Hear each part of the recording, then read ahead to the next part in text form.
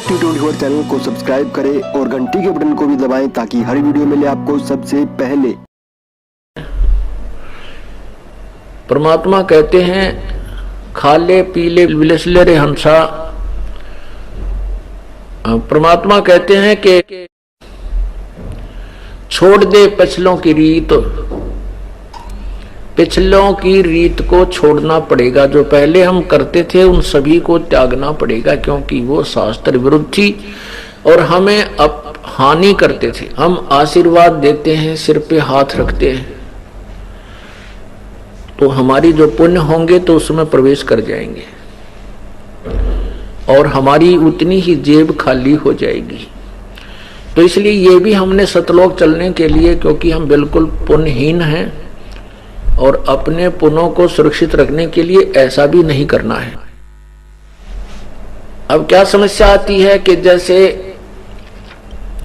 हमारी बेटियां हैं जो जिन्होंने उपदेश ले रखा है, वो कहीं ऐसे परिवार में उनका विवाह होता है कि वो उपदेशी नहीं है, तो वो कहते हैं कि हमने बुजुर्गों के पैर छूने पड़ते हैं, नहीं तो एक लोक वेद के आधार से हम निंदनीय हो जाते हैं, दुनिया बात बनाती है।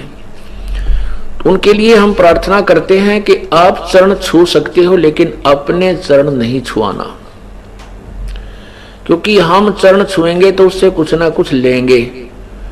मतलब हमारा वहां चरण छूने का उद्देश्य ये ना होना चाहिए कि ये मुझे कुछ दान दे या मुझे कोई आशीर्वाद दे, ऐसी भावना नहीं होनी चाहिए। केवल एक रिवाज है तो हम उनके चरण छुए भी, दुख दर्द हो जावे बूढ़े बुजुर्ग जवान के पैर दबावा भी, कमर भी दबावे, सिर भी दबावे, मालिश करें, नवावे, ऐसी कोई वो दोष नहीं है। भक्तिहीनता या नाम नहीं खंड होता। नाम खंड उसका होगा जैसे आप किसी वृद्धावर्ध के पैर दबा रहे हो और वो आशीर्वाद दे रही है, बढ़ने जाएगी। आपको पता है ये खाली टूटी है, इसमें कुछ नहीं है, या वो बांडा है, इसके पल्ले कुछ नहीं है। वो कहती रहेगी अपने काना पर गटाड़े और स्वयं अपने पैरों को नहीं छुआवे, चाहे फिर वो क्योंकि बड़े भी हो गए। और ऐसे भी उपदेशी हैं जिनके बच्चों लड़कों का विवाह होता है, पुत्र वधू भी आती हैं, वो चरण छूने की चेष्टा करती हैं, तो चरण जितने वो झुके उनका आदर भी अनादर नहीं करे, वो चरण छूने की चेष्टा करें। आप भी उतना ही झुक के उसके हाथ पकड़ ले और सीने से लगा ले, आ मेरी बेटी। बस सबसे प्यार अच्छा और ये बेस्ट मेथड है। तो इस प्रकार अपने चरण नहीं छुआने हैं और किसी दूसरे का जैसे बुजुर्ग का सत्कार करने में पाप नहीं, ना कोई नामखंड नहीं होता। लेकिन उद्देश्य ये ना हो कि मैं इसके चरण छूं और ये मुझे आशीर्वाद दे, मुझे कुछ प्राप्ति हो पुत्र की या धन की, फिर नामखंड होगा। तो हमने किसी को सिर पे हाथ नहीं रखना, आशीर्वाद नहीं देना, ये हमारे फॉल पॉइंट हैं। ये हमें भक्तिहीन करने के काल के जाल और रिवाज है।